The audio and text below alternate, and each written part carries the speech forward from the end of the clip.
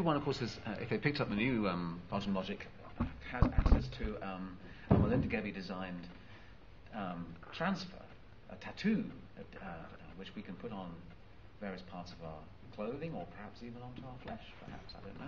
I know about that. Depends what they do with the glue. Right. This is your first move. Have you had any relationship with tattooing at all in the past? Only stuff I stuck on other people at drunken parties. So it's kind of wonderful little gilt things that you stuck on someone's forehead that gave them an extra eye and everything, but nothing permanent. Right. Well, I should just, obviously, for many people in the audience are very familiar with Lost Girls, I'm absolutely sure. And I just want to ask a few questions, but I would like to open it out to the audience, because I've hogged the conversation a lot here. Actually, I haven't really, have I? Because, most of that was Alan talking. You can't hog the conversation with Alan at all. I think you'll find that's the way the dynamic always rolls. Yes, exactly. Which is the way we want it. It's the way we want it, isn't it, actually? Yeah. I'm just going to get a copy here while you're... But I was actually more than impressed, actually. I told somebody else here that I was actually brought to tears, actually, by what you talked about in Angoulême about Lost Girls. Why was that, Paul? Because I just thought you expressed it so well as to what this book was about, and this goes beyond pornography, because it is between you and Alan. You are actually creating another empowering, transformative work. I'm sorry, Paul. I have to turn it. She's got someone's calling. There's a little tango there. Oh, it's funky music. We should.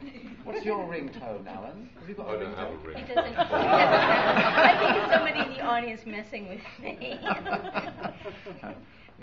have an inner ringtone. Go to sleep. Okay. How do you turn them off? Actually? I don't know. I'm so bad with these.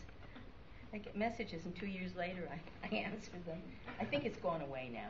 Okay, sorry, Paul. Yeah. You're in the middle of asking something rather fascinating. Okay.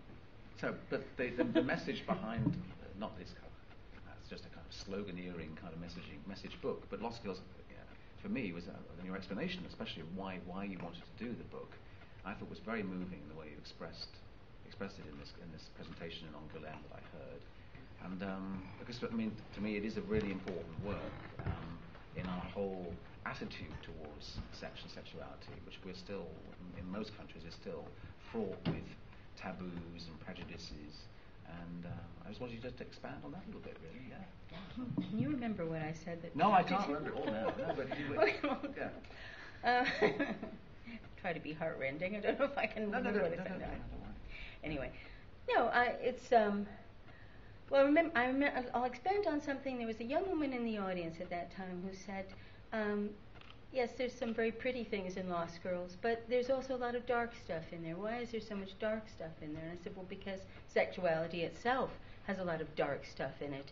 If anything, I was hearkening back to a sort of a challenge that an art teacher friend of mine said to me many years ago in San Francisco. He said, anybody can depict hell, but heaven is very, very difficult, almost impossible. And that's true of Lost Girls. Alan and I have tried to project, this beautiful place where anything can happen. Literally a Himmelgarten. Yes. The Garden of Heaven. Yes, where it's perennially beautiful, and where desire and anticipation and their coming together are perfect, and it's the way we always hope sex will be when we're very young and we don't know much about it. And then, of course, there's that part that usually happens to everybody, where you fall into some kind of hellish bardo, and it's everything you didn't want to happen because your anticipations and your desires were so monumental and needed to be so perfect. It's like terrible violin music, it's just like, when it's bad, it's awful, because it's embarrassing, it's frightening, and even worse, it can be life-threatening. And I said to this young lady that if we didn't include that element to it, then the parts where it did work, it wouldn't be like life, it would be like Disney. Or Barbara Cartland or something. Yes, where it's nothing but sort of bonbons of loveliness which have nothing to do with the way life works. Exactly. Let me throw out to the audience, because we're running a bit tight on time, so I'd love to have some questions Megan? Given how important you were to the underground in America, and particularly like women's comics over there, I was wondering what you thought with Dodge of Logic, what the differences would be for an underground of the 21st century as opposed to the counterculture. Underground of the present days of sorry, can you say that again? I'm just looking at how nice you look and my yeah. Well, what?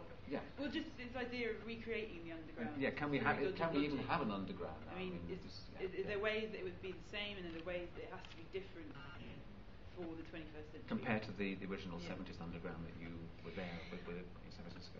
Yes. Well, I mean, that question sort of ties into a project I've been working on for quite a few months, which is I'm doing my memoirs from San Francisco, and I've been keeping diaries since I was about 20-something.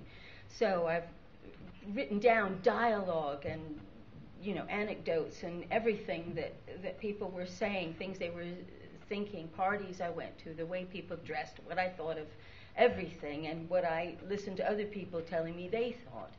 And, you know, and this went through 3 periods, you know, sort of the early beatnik, the late beatnik period when I was still a little kid, but then the hippie movement, which I was very much a part of, and then in my 30s, late 30s, I got more into sort of the punk ethos, and they were all quite different and all quite interesting, but I think we are really ripe for some kind of positivism, and I think openness and I think trust are not something that's just for children. I think they are a decision we make, very much like anger, really. You know, we decide to get angry and then we decide to be enraged. We can decide not to be angry. We can decide not to engage with life. We can decide not to trust. We can decide not to hope for the best. You know, these are all triggers that we make in our minds, and I think now more than ever, when the default position is so much to do with not trying. You know, like Josie Long, a wonderful comedian, says, trying is good. Trying is great. Trying is all we can do. You know, whether we have any money in our pockets, whether we have any friends, whether we think what's going on in our neighborhood or our world is any good, it always starts with the individual and then catches fire like everything else. You know, if you're determined to make your life work, if you're determined that you want the best for your neighborhood, for your life, for your planet, you know, these are all decisions we make, and I think that decision-making process is applicable anytime, you know, in the world, no matter what year it is, no matter what period it is. It's always important.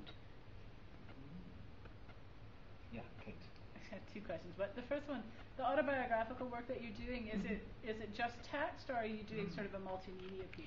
Will you have some comics in there as well? Well, there'll be comic pages in it because a lot of the comics that I did were around the personalities and lives of the people that I was hanging out with, and oddly enough, I was really the only person who was doing stories about the other comics artists. They all had stock characters that they did continuations of, like Fat Freddy's Cat or the Furry Freak Brothers or whatever. People had characters. I never had characters.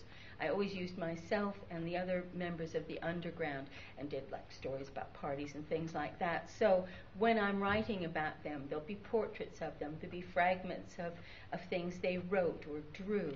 There'll be paintings on the theme of, you know, our friendships and my memories of San Francisco, because the place has changed so much. I mean, it's still an attractive city, but the feeling of it, the spirit of it, that underground sort of sense of beauty and expansionism of the soul, not expansionism of the, you know, the sort of the real estate,